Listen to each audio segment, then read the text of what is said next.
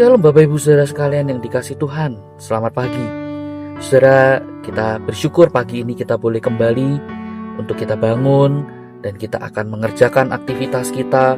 Kita sungguh menyadari kalau kita boleh ada sebagaimana kita ada, semua adalah karena kasih dan kemurahan Tuhan. Nah, pagi ini sebelum kita memulai aktivitas kita, saya ingin mengajak kita merenungkan firman Tuhan. Namun sebelumnya mari kita berdoa. Tuhan, terima kasih untuk kasih setiamu dalam hidup kami, kasih setia yang tidak pernah berkesudahan. Engkau yang selalu ada menopang hidup kami. Kami bersyukur atas semuanya ini. Sejenak kami hendak membaca merenungkan firman-Mu. Tuhan, tolonglah kami, supaya kami boleh hidup di dalam kebenaran Tuhan. Mampukan kami ya Tuhan. Kami menyerahkan waktu ini di dalam nama Tuhan Yesus. Amin. Saudara, pada pagi ini saya ingin mengajak kita merenungkan satu tema, yaitu berbicara tentang hati yang dipenuhi kasih karunia. Hati yang dipenuhi kasih karunia. Nah, saudara sekalian, kasih Tuhan, izinkan saya bertanya, yaitu adalah apa yang menjadi respon saudara ketika saudara melihat seseorang yang saudara kenal, seseorang yang mungkin pernah melukai hati saudara. Nah, orang tersebut pada akhirnya mengalami kejatuhan atau hidupnya berubah 180 derajat misalnya. Nah, saudara, apa yang menjadi respon hati saudara? Apakah saudara merasa senang ketika melihat seseorang yang mungkin pernah melukai saudara, menyakiti saudara atau merugikan saudara, itu mengalami kejatuhan atau kegagalan? Atau saudara turut bersimpati, berempati atasnya? Nah, saudara, dunia kita menganggap sesuatu itu wajar ya, ketika ada orang lain yang boleh dikata telah menyakiti hati kita terus mengalami kejatuhan, lalu kita bersuka cita atasnya. Dunia mungkin menganggap itu sebagai sebuah hal yang wajar. Tetapi saudara, menariknya firman Tuhan menunjukkan hal yang berbeda untuk kita. Kita sebagai orang percaya dipanggil untuk memiliki hati yang dipenuhi kasih karunia. Nah, kita melihatnya di dalam Amsal 24 ayat 17 dan 18. Demikian firman Tuhan. Jangan bersukacita kalau musuhmu jatuh. Jangan hatimu beria-ria kalau ia terperosok, supaya Tuhan tidak melihatnya dan menganggapnya jahat, lalu memalingkan murkanya daripada orang itu.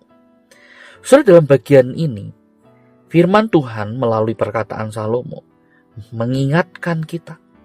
Tuhan mengingatkan kita bahwa jangan ada pada kita hati yang bersukacita ketika melihat musuh kita atau orang lain yang pernah mendukakan kita, mengecewakan, menyakiti hati kita, itu jatuh, itu mengalami kegagalan, hidupnya terperosok atau tersandung. Nah, saudara, itu bukanlah cerminan hati seorang anak Tuhan. Mengapa? Karena Alkitab menunjukkan kepada kita, sesungguhnya Tuhan mempunyai hati yang penuh dengan belas kasihan, hati yang penuh dengan kasih karunia. Alkitab menunjukkan karakter Allah yang berbeda. Allah tidak bersuka cita atas kebinasaan orang fasik, tetapi Allah menghendaki mereka bertobat dan berbalik kepadanya. Saudara, itulah hati Tuhan. Dan Tuhan ingin hati yang seperti itu ada pada kita. Hati yang dibentuk, hati yang dikuasai oleh kasih karunia, itulah yang Tuhan inginkan ada di dalam hati kita sebagai orang percaya. Saudara, mungkin hari ini ada seseorang yang pernah melukai kita, mengecewakan kita, ya, membuat kita mengalami kerugian dan sebagainya. Mungkin saja saudara, secara manusiawi kita akan merasa puas ketika melihat orang yang demikian itu hidupnya mengalami kegagalan atau kejatuhan. Tapi Injil mengingatkan kita, saudara, firman Tuhan mengingatkan kita pada pagi ini, bahwa kita pun dulu adalah orang berdosa yang layak untuk menerima hukuman Allah. Tetapi Kristus tidak datang untuk bersukacita di atas kehancuran kita. Sebaliknya, Ia datang mencari, Ia mengampuni dan menyelamatkan kita melalui kematiannya di atas kayu salib. Kasih karunia itulah yang mengubah cara kita memandang orang lain. Ketika kita menyadari betapa besar pengampunan yang telah kita terima di dalam Kristus, sudah seharusnya kita tidak lagi menikmati kejatuhan sesama.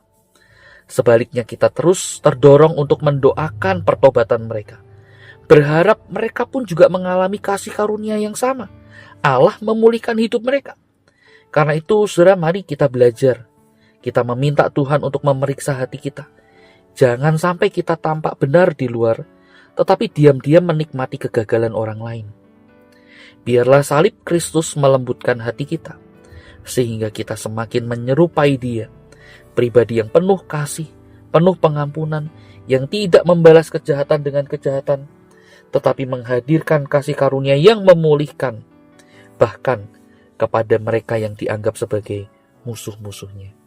Kiranya Tuhan menolong kita dan terus memberikan hati yang penuh dengan kasih karunia di dalam hati kita. Mari kita berdoa. Tuhan, firman-Mu sudah kami baca dan renungkan, biarlah bagian ini terus mengingatkan kami bagaimana kami seharusnya hidup di hadapan Tuhan. Mampukan kami, ubahlah hati kami, dan bentuklah hidup kami. Kami berdoa menyerahkan semuanya ini di dalam nama Tuhan Yesus. Amin. Selamat pagi, Tuhan Yesus memberkati kita.